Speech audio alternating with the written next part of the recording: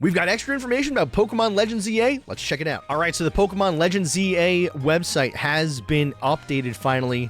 There's additional screenshots on here as well as extra information. Compared to Lumiose City as it appeared in Pokemon X and Y games released in 2013, more greenery now adorns the city alongside facilities with a cutting-edge feel.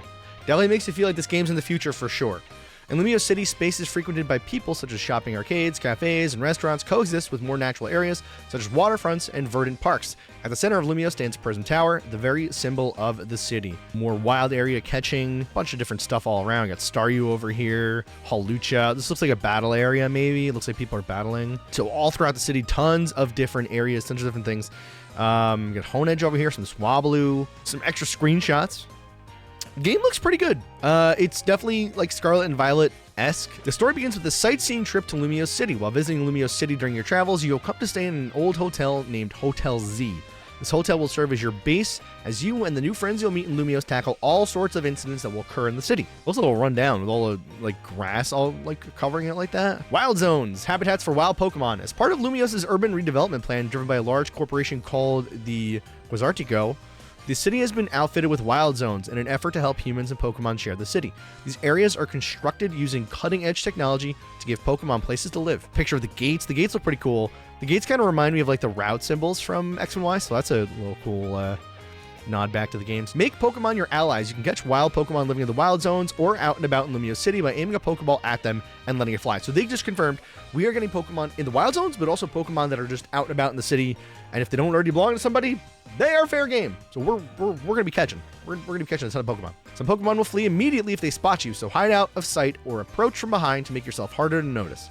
You can also battle Pokemon to lower their HP, making them easier to catch. And we did see in the trailer that you can now completely reduce a Pokemon's health, and that will make them kind of confused and dizzy. Think of like in the anime when like you get the spiral eyes and they're knocked out. They're not actually dead, so you can knock something out and then have an opportunity to still catch it. A Pokemon series first. Pokemon and trainers take action in real time during battle. In previous titles in the Pokemon video game series, Pokemon took actions once per turn. In Legends EA, trainers and their Pokemon will move around in real time during battles, and Pokemon will unleash their moves when their trainers command them to. In addition to type matchups, there will be new gameplay mechanics to consider, such as the precise timing for swapping out your Pokemon or using moves, the different lengths of time moves will take to launch, and how big an area the moves will impact. This unprecedented style of Pokemon battling is one of the most thrilling parts of this title. Awesome. I am super thrilled. My big concern is I really hope that the battles aren't too easy. Like it's not just like a, bait your opponent into attacking and then counterattack. Hopefully things are different per Pokemon, different, Hippowdon should not move as fast as Lucario, for example. I hope these things are at play. I'm super excited to see how this pans out though. Pokemon and trainers, your character. After arriving in Lumiose for some sightseeing, you'll make new friends and tackle all sorts of incidents in the city. They are definitely descendants of Sycamore. Come on. We are Sycamore's descendants. Introducing the first partner Pokemon. Of course, we saw this in the trailer, but it's Chikorita, Tepig, and Totodile. I'm surprised we got 2 Johto starters, but it is what it is. I love them. We'll take it. Tepig's cool. Tepig haters, don't hate Tepig. Leave him alone. He's doing his best. Look at him. He's smiling. Happy guy. I wonder if we're getting either new forms, which I doubt, but Mega Evolutions for Meganium, Emboar, and Feraligatr. I'm in. I'm so in. Please. And now we're going to meet some people and Pokemon in Lumiose City. We got Urbane and Tawny. You'll make a friend who lives and works at Hotel Z, supporting the owner however they can. They may come on strong at times, but they like helping people and Pokemon. They're quite skilled at Pokemon battles too. The appearance you choose at the beginning of the game will determine whether Urbane or Tawny will appear. I believe it's if you choose the female protagonist, then you will be getting Urbane, and if you choose the male protagonist, then your rival will be Tawny. I'm pretty sure it's what it is, but I might be wrong. Let me know in the comments if I'm wrong. And then we got AZ. AZ, the man, the myth, the legend himself. AZ is a man who stands over 9 feet tall. He's the owner of Hotel Z and claims to be 3,000 years old. He quietly harbors a strong determination and will. I really do think this is in the future for sure. Like this is after the events of X and Y.